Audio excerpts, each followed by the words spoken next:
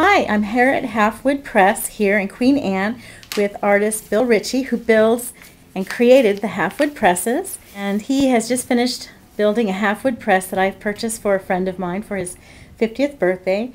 And this is Halfwood Mini Press number 55. And this is Bill Ritchie. So hi, Bill. Hi, welcome to Halfwood Press Workshop. Thank you. This is really cool. I just had to show you all how beautiful this little Halfwood Mini Press is. It's just gorgeous. This is all hand built and with brass and black walnut, I believe. That's right. And this one has a special touch that Bill put in for me. It has a little clock, which I just think is really wonderful. So anyway, this is Halfwood Press Mini at Bill Ritchie's studio in Queen Anne.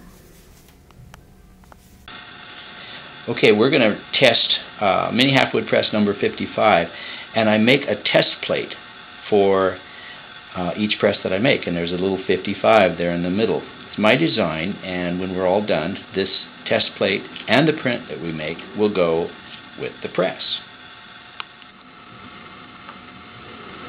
First, to get started, I have to mix up the ink. Today I'm using Daniel Smith Vine Black etching for my ink, and I'm going to add a little bit of the Daniel Smith Miracle Gel Reducer. Other times I'll use the Daniel Smith Burnt Plate Oil to modify the ink and make it a little softer. Plus, I have this little hot plate, which is actually an iron turned upside down in a box, and I'll use that to make the ink softer, easier to wipe.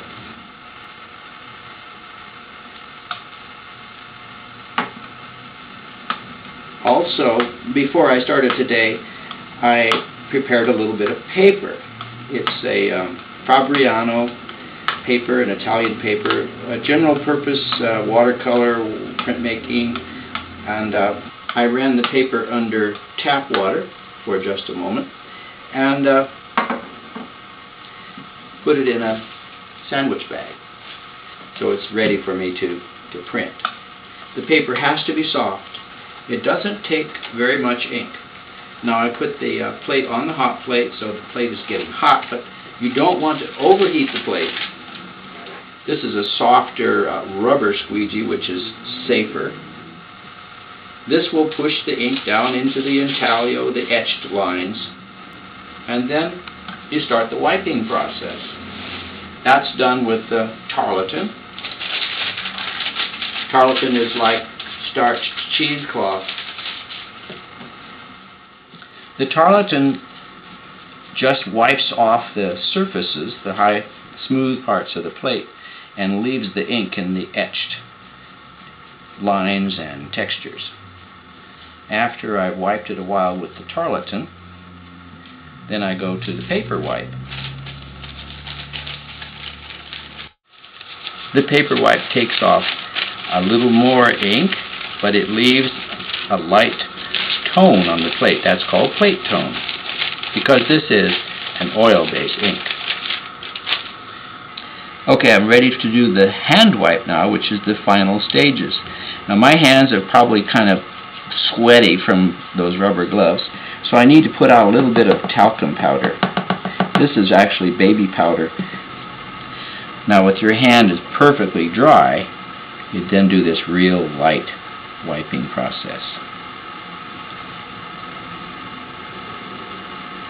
There's still a very light tone of ink on the plate, as you'll see in the finished proof. Now we're ready to print. This is number 55 of the Mini Halfwood presses. Every press comes with a box, and in the box is the set of felt blankets. This is a sheet of paper that explains the blankets. I might as well show you what else is in the box. Some extra little pads, test plate, as I said. There's a little book that is called the Pressmaker's Notes, which describes what's unique about this particular press. And this press has a clock in it, as a matter of fact, and so here are instructions for the clock. And a user's manual, and a postcard, an Allen wrench, another postcard, and my business card. That's what's in the box. And also the certificate of authenticity. So I need to load the press with the felt blankets. First thing I do is I roll the pressure screws all the way down to the bed so that I can start gauging the pressure. And then I count back. Now there are two ways. One is two ways to tell how much pressure there is. One is by half turns, like 1, 2, 3, 4, 5, 6 half turns. The other way is by looking at this little gauge that's on the side. I call that the roller ruler. Now when the roller is slightly up, I can try to see if I can get the blankets to go under, and I can. And then I tighten it back down for the pressure I need to print.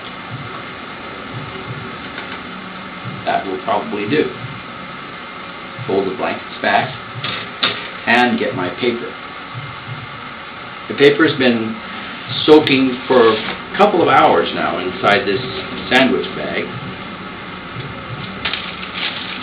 This is a very small plate. This is the 2.5 by 3.5 inch regulation artist trading card size, I call it. But the press will print up to 5 by 7 inches without a problem. The paper seems fine. It's not glistening wet. It's just nice and soft. Before I print plates, I often warm them just a little bit. Again, the reasoning is that since it's an oil-based ink, the ink will be a little softer for printing. But you don't want to warm it too much. If you warmed it too much, not only would it be hard to handle, you might also bake the ink into the plate. The plate goes on the bed. A little talcum powder always helps if you've got ink on your hands. You don't want to have ink on the paper. And roll it through. A little too tight. That's it. Still too tight. Just right.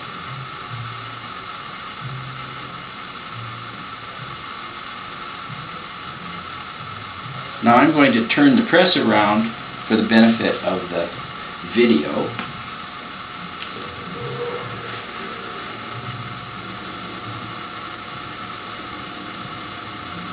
Pull the proof.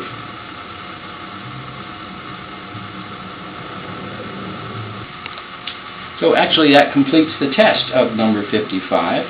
I will print another one for my own, but as I said before, this goes in an envelope. I'll clean the plate, put it in an envelope, and it goes with the press. One minor detail I might point out is that when the press is moving, I put a little sticky pad under it. This is that sticky pad that you can buy in a drugstore or grocery store for kitchen use usually, and it helps keep the press from moving around when you're printing. Without the sticky pad, since the press only weighs 12 pounds, it's a little sometimes unnerving if it actually moves when you're trying to crank it through. So I advise putting a sticky pad under it if that bothers you. So I'm Bill Ritchie, and I thank you for watching.